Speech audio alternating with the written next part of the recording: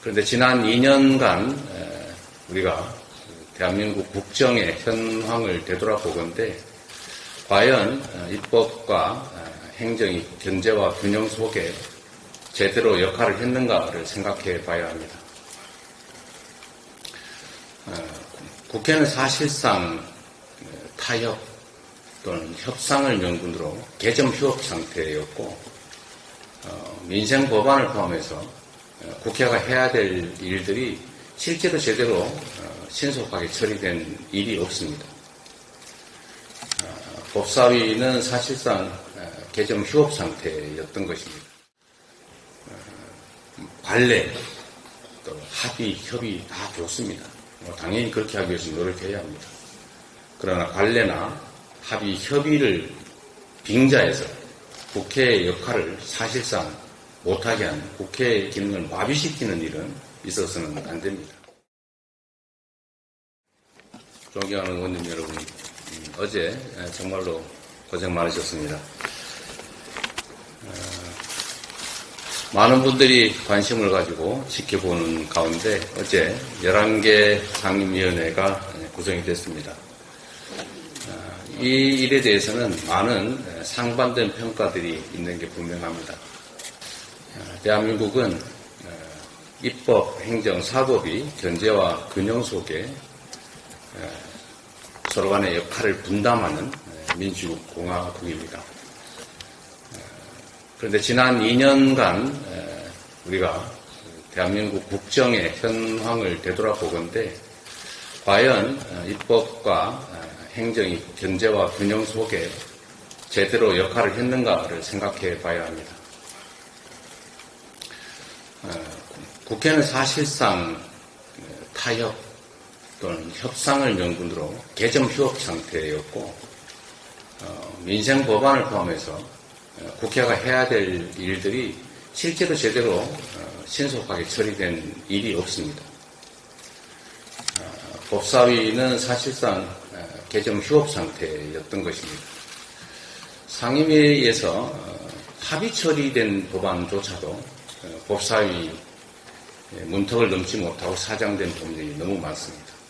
또 그것도 국회 선진화법에 따라서 정말로 소위 패스트트랙 절차를 거쳐서 통과된 법률조차도 대통령에 의해서, 행정부에 의해서 일방적으로 거부됐습니다. 또 현재는 대통령 또는 정부 여당조차도 동의하지 않는 모든 법안을 거부하겠다 이렇게 선언을 하고 있습니다. 입법부의 존재 자체를 사실상 부정하고 있습니다. 입법부를 행정부에 예속시키겠다는 생각에 다름이 아니다라고 볼 수밖에 없습니다. 그리고 국회는 입법만 하는 것이 아니라 견제와 균형이라는 역할을 수행하기 위해서 국정에 대한 감시 역할을 또 해야 합니다. 그런데 상임위가 사실상 열리지 않다 보니까 국회가 제대로 열리지 않다 보니까 국정감시라고 하는 역할도 제대로 할 수가 없게 됐습니다. 거기다가 정말 가뭄에 콩나듯이 국회 또는 상임위가 열려도 정부 당국자들이 아예 출석을 안 한다든지 심지어 회의 중에 나가버린다든지 또는 증인으로 채택돼서도 출석을 요청받고도 아예 나오질 않는다든지 이런 국회를 무시하는 국회의 권위를 존중하지 않는 이런 일들이 일상이었습니다. 관례, 또 합의, 협의 다 좋습니다. 당연히 그렇게 하기 위해서 노력해야 합니다. 그러나 관례나 합의, 협의를 빙자해서 국회의 역할을 사실상 못하게 하는 국회의 기능을 마비시키는 일은 있어서는 안 됩니다. 지금 민생 현장이 참으로 어렵습니다. 하루가 급하고 한시가 급한 상황인데 원구성 합의가 되지 않는다는 이유로 국회 기능을 장시간 작동하지 못하도록 방치하는 것도 결코 국민의 눈높이에서는 옳지 않을 것입니다.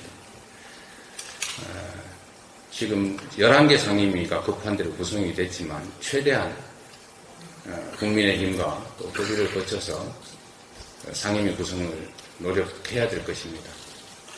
그렇다고 해서 그걸 무기한 아무것도 하지 않은 상태로 방치하는 것은 역시 국회 본연의 역할을 포기하는 일이 될 수도 있겠다는 우려가 듭니다.